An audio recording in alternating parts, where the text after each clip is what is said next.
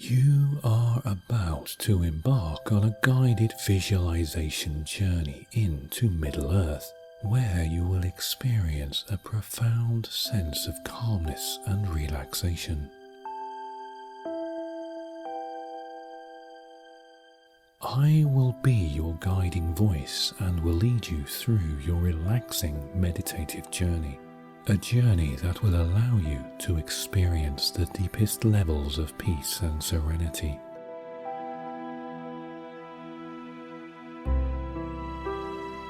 To get the best out of this experience, make sure you are sitting comfortably on a soft chair or lying down on a comfortable bed.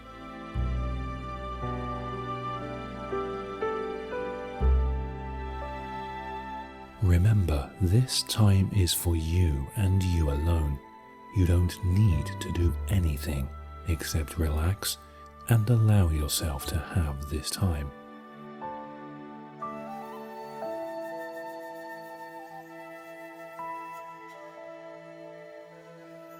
So if you are ready to begin, then start by closing your eyes.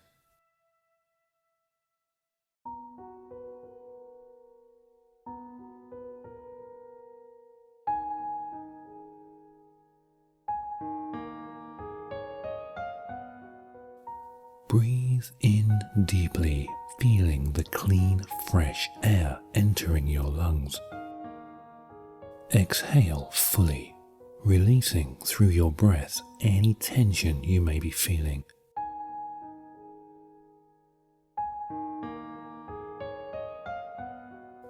Take another deep breath now and feel any tension leaving your body as you slowly exhale. Now just breathe normally, breathing in and out with a calmness of mind, body and spirit, and an intention of deep relaxation.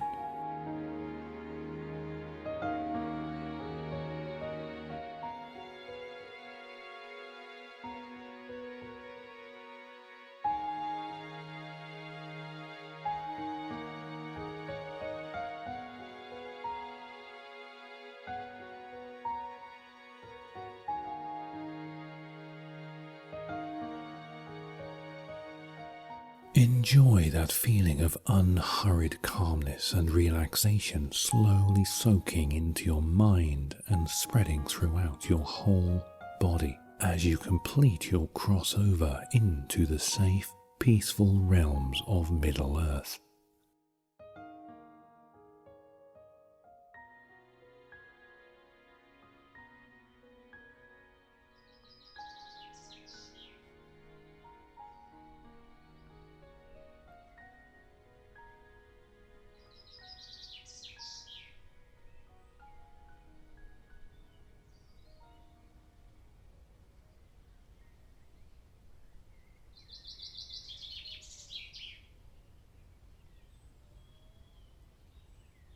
The first thing you notice is warm sun bathing your face.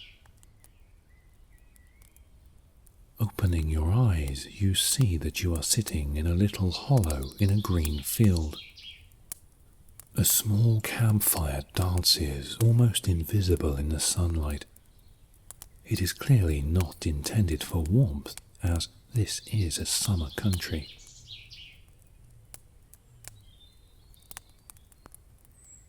As you look around, you see gentle, rounded hills where woodland spills dark and leafy, a quiet folded land under a cloud-scattered sky. A little way below you, there is a sign of tilled pastures, sheep grazing, and, you think, the glint of light from windows that look as if they are set into high banks. Small people tend allotments of vegetables, and as you watch, you know where you are.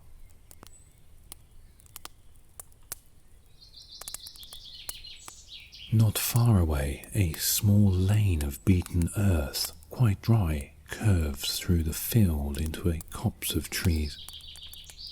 two figures wander out of it, obviously enjoying an unhurried walk. They use walking sticks as ramblers do, but are young, with thick dark hair curling on their heads, and bright waistcoats loosened over breeches. Their path takes them quite close to you, and though they do not speak, they see you and send you smiles of acknowledgement. It is rare that big people, as halflings call men, are seen here, and you know by their silent greeting that you are most welcome here.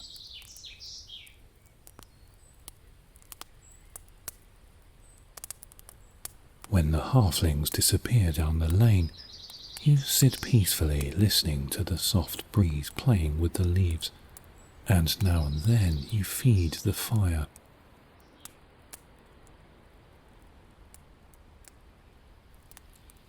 Since it was placed here for some reason, you decide to keep it going and see what will happen next.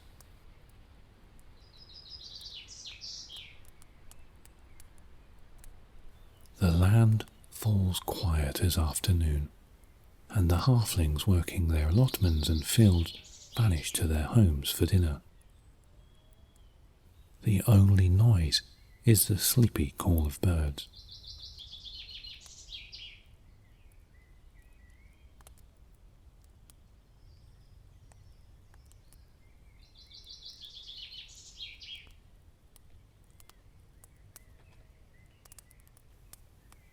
You remember, as if from a long time ago, or far away, that if you were at home, you would see contrails in the sky or hear distant traffic.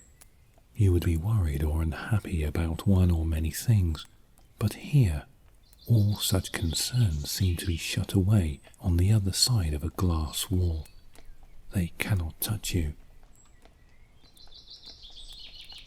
There is nothing but the sounds of nature and the slowly approaching creak and rumble of wooden wheels on the hard earth that sound so normal that for a moment you take little notice.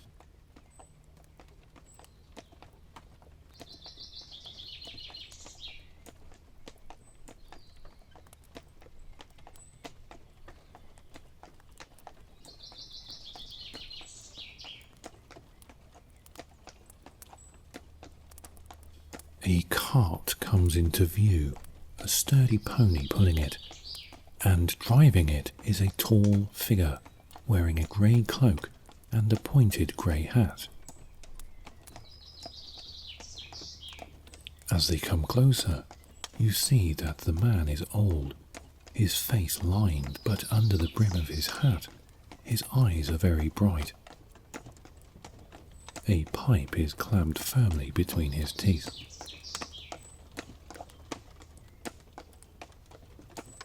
You were thinking back in your other life that you needed to talk to someone who presented a grandfatherly figure, someone you could rely on and trust. The man leans back in his seat, pulling on the reins, and the pony comes to a halt. It moves to the verge and begins to crop grass. The man steps down. He bears a long staff, but his hand is light on it for one who seems old. But you know in his true form, he is ageless.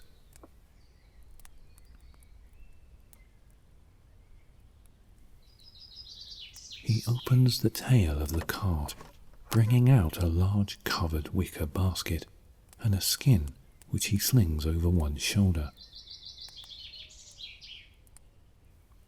He carries this to the fire with no word but a dip of his head and proceeds to unpack the basket.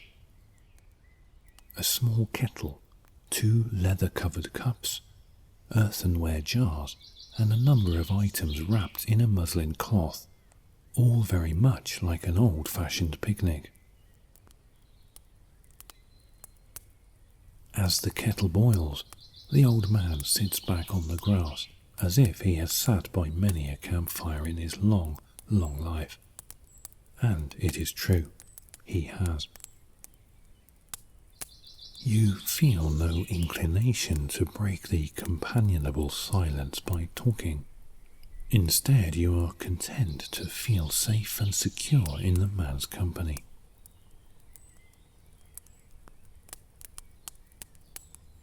When the water boils, he opens a small jar and scoops tea leaves into it. A sweet, smoky scent fills the air as it steeps.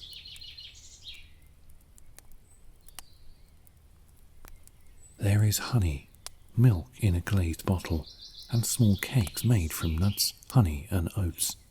All are delicious, tasting even better for being eaten and drunk out in this warm summer air.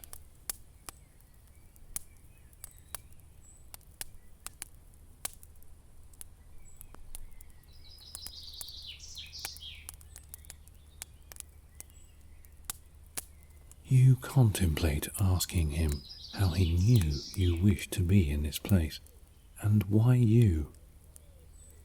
How did he know that at this moment in your life you needed to meet someone who made you feel looked after and secure? Where has he come from, and where is he going? Although you think that you probably know the answer to that, having seen the two halflings earlier. His eyes dance with barely hidden laughter, as if he can read your mind. Considering who he is, he no doubt can. And so you say nothing, not wanting to break the strange spell that brought you here.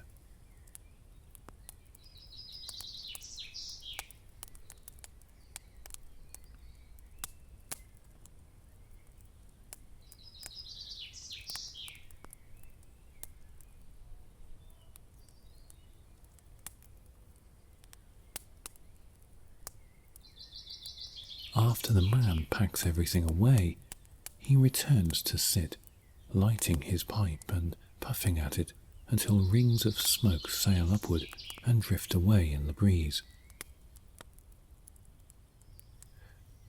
You feel relaxed and know if you asked this man any question, he would know it, but you choose to say nothing.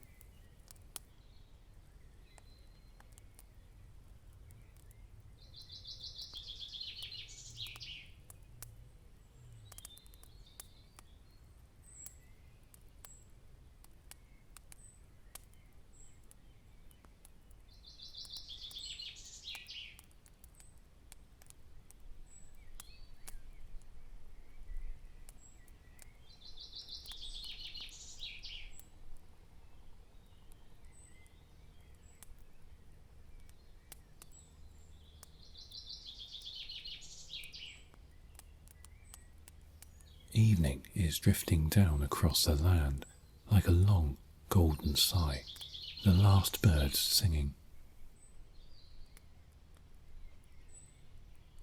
Moths are beginning to come out for the night, and one of them flutters down towards the old man. He lifts a hand, palm out, and it lands on his skin. He takes the pipe from his mouth and says something you cannot hear, as if speaking to the moth. It takes flight again, beating towards the fiery sunset, until it is a mere speck against the sky. You think your eyes must be playing you tricks, because it looks as if the moth has transformed to a bird with a vast wingspan and pinions outstretched to the upper wings, outlined against the rim of the setting sun. A great eagle far from its home in the mountains, but perhaps, as the old man does, keeping an eye on the world. As you watch, it fades into the sun and into memory.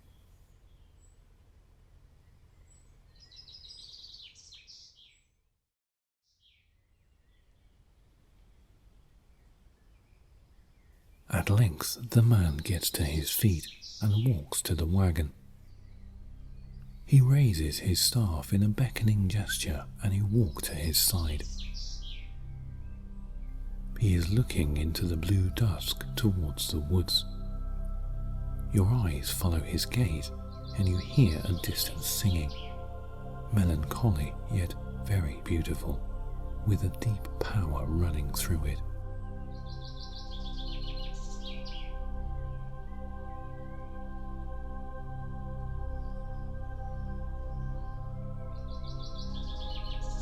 There is a glimmer of light, and tall shapes of men and women walk from the trees on some path of their own, unhurried, graceful as flowing water.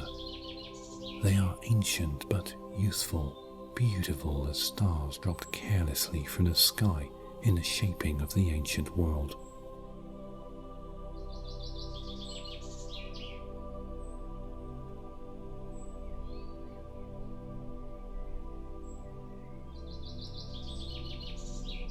One of them turns their head, and even across the distance you can see the bright flash of their eyes. They lift a hand as if stroking it across a harp string, and smile faintly.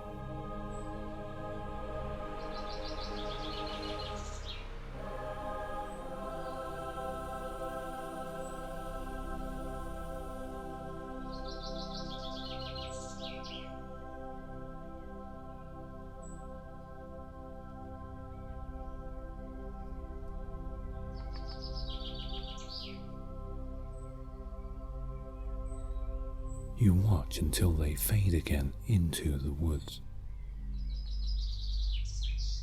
The old man nods his head once, and he too smiles as if to reassure you that everything will be well. Then he climbs to sit behind the pony.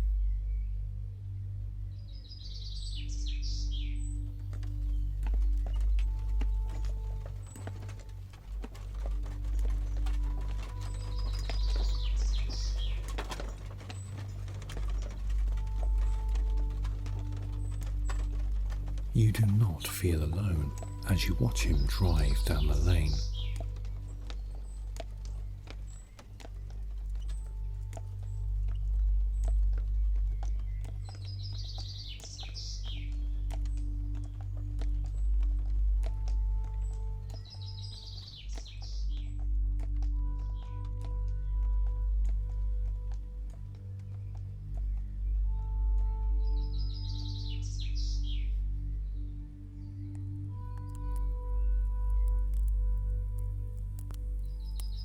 You return to the fire, bright now in the dimness, and sit beside it, knowing that you are watched over and protected here, and will be when you return to the world.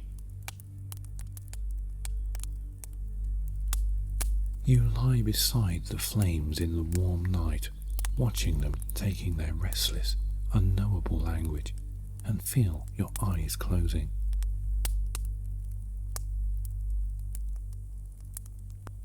The dancing light breaks and floats on your eyelids as you sleep into dream, leaving behind the taste of peace, the great sense of protection.